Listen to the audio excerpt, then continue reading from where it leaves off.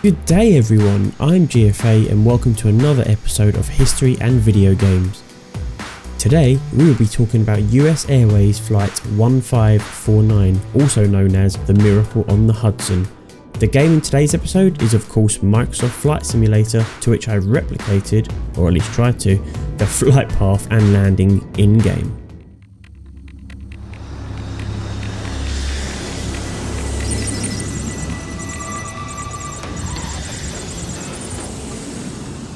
On January 15th, 2009, at approximately 3:25 PM, US Airways Flight 1549, flown by Captain Chesley Sullenberger and First Officer Jeffrey Skiles, barreled down the northeast runway of New York's LaGuardia Airport, with both turbofan engines roaring as it took off heading for Charlotte, North Carolina. The Airbus A320 had 5 crew members and 150 passengers on board, with everything operating like clockwork. Visibility and weather conditions were decent and everything seemed untoward, with Captain Sullenberger exclaiming, "What a view of the Hudson today." However, without warning, 2 minutes into the flight, a flock of Canada geese flew into the airplane's flight path, resulting in them being sucked into both engines at high velocity. The passengers reported hearing a loud bang followed by flames from both engines, followed by nothing but an eerie silence. Bird strikes are a significant threat to flight safety and have caused a number of accidents with human casualties over the years. There are over 13,000 bird strikes annually in the US alone. However, the number of major accidents involving civil aircraft is quite low, and bird strike threats were brought into consideration when designing modern day engines to alleviate most of the risks they pose. In this instance, this was not the case.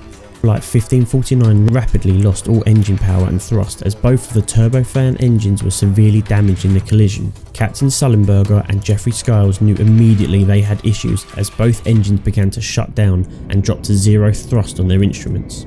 To simulate this, I shut down both engines in game by stopping the fuel flowing to them. Calm and collected, Captain Sullenberger took control, whilst Jeffrey Skiles attempted to reboot both engines multiple times with no luck. It was at this stage the captain made contact with LaGuardia Airport Air Traffic Control. Cactus 1549, turn left heading 270. This is Cactus 1539. Hit birds to lost thrust on both engines, returning back towards LaGuardia. Okay, you need to return to LaGuardia. Turn left heading up 220. 220. Tower, stop your departures. Got emergency returning.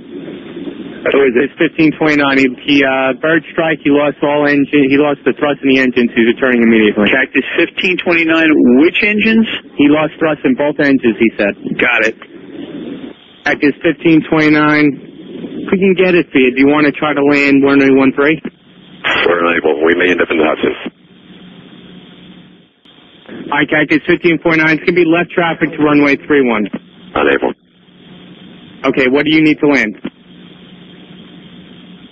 Cactus 1549, runway 4 is available if you want to make left traffic to runway 4. ADF, okay, I'm not sure we can make any runway. What's over to our right? Anything in New Jersey, maybe Teterboro? Okay, yeah, off your right side is Teterboro Airport. Do you want to try to go to Teterboro? Yes. Teterboro, Empire, actually LaGuardia departure guy, emergency inbound. Hey, guys. Cactus 1529 over the George Washington Bridge, wants to go to the airport right now. Wants to go to our airport. Check. Does he need assistance? Yes, it was a bird strike. Can I get him in for runway 1? Runway 1, that's good. Cactus 1529, turn right 280, you can land runway 1 at Teterboro. We can't do it.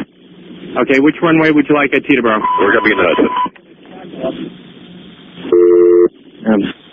I'm sorry, say again, Cactus? All right.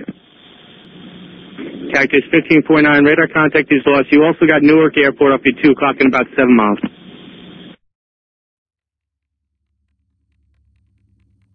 Acting quickly, both pilots reviewed their situation, taking into consideration altitude, speed and descent rate. They came to the conclusion that they could not reach any of the nearby airports. This left them with only 2 logical options. They either crash somewhere inland in an attempt to reach an airport with the heightened potential of large casualties on the ground, or they attempted a water landing in the Hudson. Water landings are extremely dangerous and very, very rarely ever successful. With the calm water in the Hudson and the boats nearby, this seemed like the best chance of survival. The decision was made They proceeded to prepare the plane for a water ditching. Jeffrey Skiles continued to attempt to relight the engine during the descent. The pilots lowered the flaps of the aircraft to increase both the lift and drag whilst also reducing the stall speed. As the plane drew closer and closer to the water, Captain Sullenberger made one final announcement over the cabin intercom. I said, "This is the captain, brace for impact." And immediately, even through that armored cockpit door, I could hear the two flight attendants in front, Donna and Sheila, and I'm sure Doreen in the back was doing the same, begin shouting their commands in unison to the passengers. "Brace, brace, brace, heads down, stay down." I'll put a link in the description for that interview.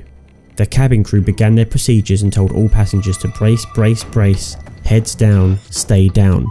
This was to increase the chances of survival upon impact. The plane can be seen from multiple CCTV cameras dotted around the city. Captain Sullenberger knew that this area of the Hudson would be the best chance of survival for all passengers on board. The boats were nearby and the water was calm. At 3:31 PM, the plane smashed into the water, still travelling at around 140 miles per hour. The flight attendants on board stated that it was not too dissimilar to a hard landing, except that there was no bounce, but instead a gradual deceleration. Sullenberger unbuckled himself from his flight seat, opened the cockpit door and gave the order to evacuate. The crew and passengers began to stand up and prepare to disembark the vehicle. The crew directed the passengers to 4 overwing exits and opened the main doors, causing the emergency exit slides to inflate. Once all the crew and passengers were off of the plane, Sullenberger walked the length of the plane twice, making sure there was no one else left on board, before finally exiting the plane himself. Within minutes, 2 New York waterway ferries who had seen the ditching arrived to rescue the stranded people from the freezing water and sinking airliner. Each and every person on the flight survived the ordeal, making this a true miracle on the Hudson. The brave flight crew were praised as heroes for their actions that day, and rightfully so. Now there is much more to this story regarding the investigations after the crash and the controversy as to whether Captain Sullenberger made the right decision to ditch the plane into the water, or whether he could have actually made it back to one of the airports. I'd highly recommend the movie Sully, starring Tom Hanks and Aaron Eckhart. You've seen some footage from it here today, and it's a brilliant movie that I think you'd really enjoy if you like this video. Thank you very much for watching. I hope you've enjoyed today's video. Please consider dropping me a like or subscribing if you haven't already, and of course please make sure that notification bell is turned on. I will see you next time. I've been GFA. Peace out. This is the last verse in the song.